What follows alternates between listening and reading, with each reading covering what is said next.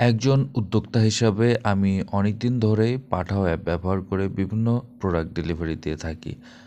So প্রথম দিকে আমি যেটা করতাম, আমি তাদের কল সেন্টারে ফোন দিয়ে বিভিন্ন ইস্যু তাদের সাথে শেয়ার করতাম।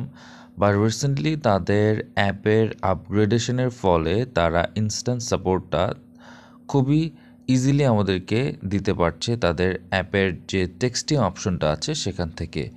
বেসিক্যালি আপনারা যখন কোনো অর্ডার কনফার্ম করেন, মানে ইনপুট দেন, তখন সেটার সাথে একটা আইডি থাকে, অর্ডার আইডি বা কনস আইডি যেটা বলা হয় সেটা থাকে। সেটা তাদের সাথে শেয়ার করলে তারা কিন্তু খুব ইজিলি সেই প্রোডাক্টটার লোকেশন আপডেট এবং ডেলিভারি স্ট্যাটাসটা খুব ইজিলি ট্র্যাক করতে পারে।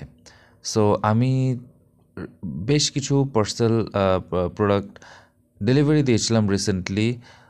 তার মধ্যে দুটো প্রোডাক্ট নিয়ে একটু ইস্যু ছিল। একটা হচ্ছে আর্জেন্ট ডেলিভারি বলতে সেম ডে ডেলিভারি আমি ইনপুট দিয়েছিলাম, বাট আনফর্চুনেটলি সেটা তারা অ্যাকসেপ্ট করার পরও ডেলিভারি রাইডার আসেনি। এটা আমি তাদেরকে কমপ্লেন দিয়েছিলাম, কিন্তু তারপরেও এটা আসেনি।